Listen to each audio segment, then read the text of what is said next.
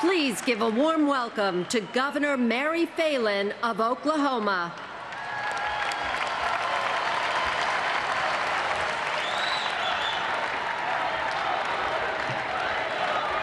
See you over there. Thank you. President Reagan once said, "There are no great limits to growth because there are no limits of human intelligence, imagination, and wonder." He believed, like I believe, like Mitt Romney and Paul Ryan believe, that the potential for America is limitless. We can and we will overcome any economic challenge if, and listen to this, if the federal government gets out of the way and if it lets go of the regulatory chokehold that's zapping the air out of our economy and it's deflating the spirits of our entrepreneurs.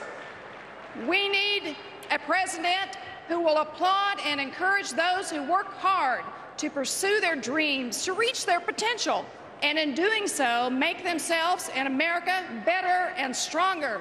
And that man is Mitt Romney.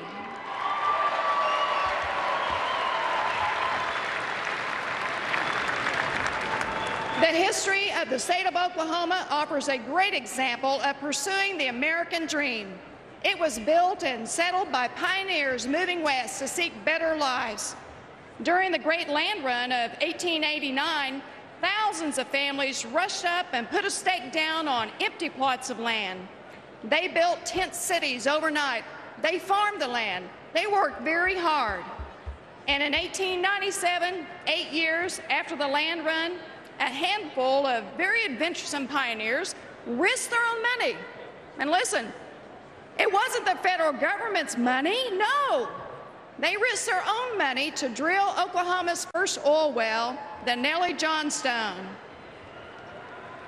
And by doing so, these early day pioneers changed the future and the fortune of Oklahoma forever. And today, Oklahoma is one of the nation's key energy producers and job creators with an unemployment rate of 4.9%.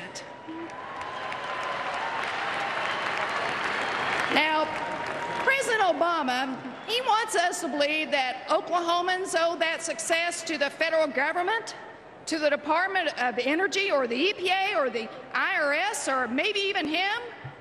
Well, Mr. President, we know better. And as in Oklahoma, we say that dog won't hunt.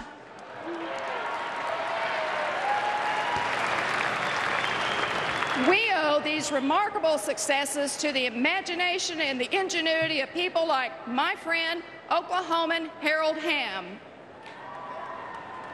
He is the son of sharecroppers and the youngest of 13 children. Harold grew up in a small town of Lexington, Oklahoma.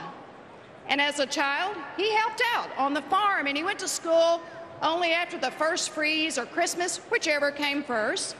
And while attending high school, he worked for $1 an hour at a gas station. After school, Harold took a job cleaning out oil barrels. And guess what? At the age of 20, he bought his own truck and he began a one-man oil field service business. He made enough money to begin taking college-level courses in geology and mineralogy. And at the age of 26, he drilled a wildcat well that produced 75 barrels of oil an hour.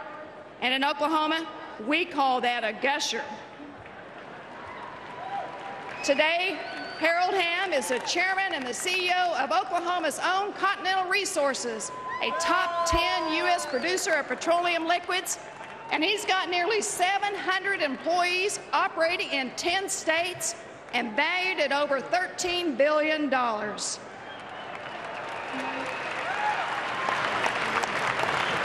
Now, Harold and his company are helping to power cars and homes and businesses all across the nation. Harold and other energy entrepreneurs have completely transformed the U.S. energy's outlook. And with that, President Romney will end America's dependence on foreign oil. And most importantly, we're going to create even more American jobs. Harold's success story is not a one-of-a-kind. It's the American dream, and that has been realized by countless men and women since the very founding of this country. He is just one of the many visionaries and innovators in the private sector that are the true drivers of economic growth and creation. And ladies and gentlemen, that's what President Obama just doesn't get. He'll tell you, if you got a business, you didn't build that. Somebody else made that happen. Well, Mr. President, like who? You think it's the IRS, the EPA, or the federal government? Gosh. The president believes the government is responsible for our successes, and that's why his solution to everything is more government, bigger spending, more regulation, more bureaucratic programs like Obamacare. And he says his plans are working, but look at the results.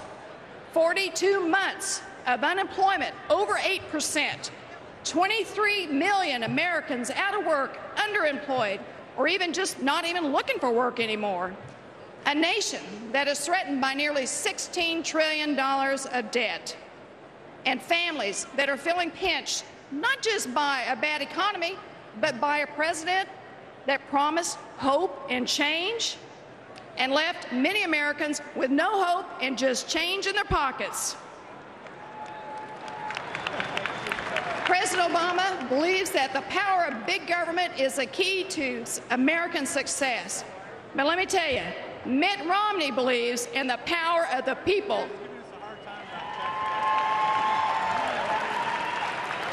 Mitt Romney understands that it's free enterprise and hard work, not the government, that has made the United States the envy of the world. And by the way, the selection of Wisconsin Paul Ryan to be his running mate is an excellent choice. There are many reasons that he'll make a great vice president. Not the least to mention is that his wife is from Madill, Oklahoma. And of course, he has two dogs that are named Boomer and Sooner after the Oklahomans in the land run. Well, ladies and gentlemen, the Romney-Ryan team will reverse the tide of decline and promote economic security.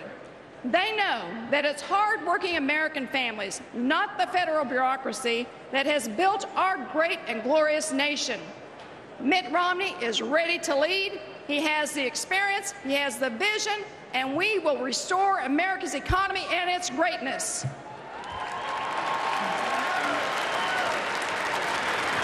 I am proud to support his candidacy for president, and as the next leader of the free world, Mitt Romney will make us all very proud. God bless you, and thank you.